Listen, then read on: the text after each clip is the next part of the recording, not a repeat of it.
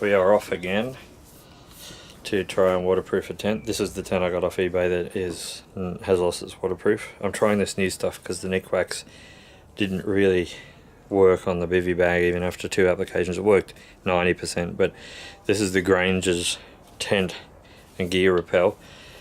I tried to get fab sealed from 2 overseas sellers, but they can't ship to Australia. It's a hazardous material or something. Customs pulled it up, which is disappointing. So I'm going to try this stuff.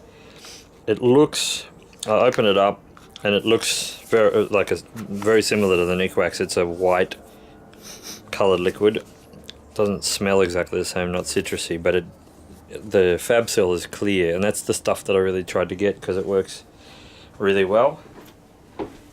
But I will give this Grangers other spray a go, and then I'll try to seam seal it as well and see how I go. So I'm just going to spray it on and wipe the excess down as per instructions. Oh, it does say to wet it first, clean, and works best on damp or wet fabric. Alright, so I'm going to wash it down. Okay, the stuff that appears to be worst affected actually, when I've just wetted it down then, is this layer, which feels like a much lighter fly material, and actually it's the same material as the floor. This other stuff does appear to still be beading up a fair bit. There's some areas on it that are wetting out, as they call it, but a lot of this stuff rolls off pretty easily. Water-wise it rolls off pretty easily, so I'm going to concentrate most on this lighter weight material. Yeah, it's interesting. It looks very, very similar to the nikwax. Very similar colour, flavour. Anyway, I'll see how I go.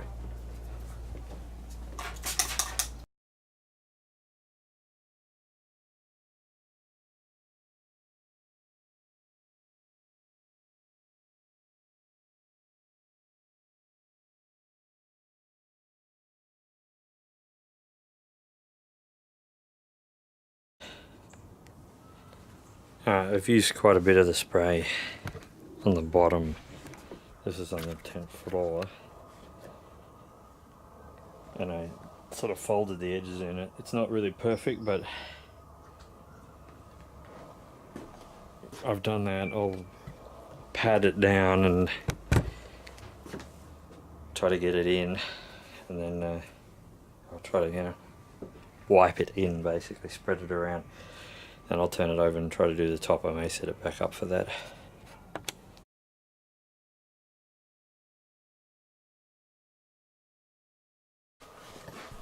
Here we have my attempts at seam sealing. I got a seam sealer, a tube of seam sealer, and it's kind of weird. It's seam sealer and repair, so it actually kind of smells like super glue. So I've put it on. I didn't do the whole thing. I've just done a sort of a test on those seams. Kind of ran out of bottle halfway through, but I thought I'd do these because it did seem on the inside there's an awful lot of stitching there, and it seemed like a weak point on my water test, so I've kind of sealed the heck out of that, and I'll see how it goes. But I'll run a little test on that bit before I kind of do all the seams. In fact, one tube is not going to be enough because I kind of used half a tube for that, and there's heaps of seams.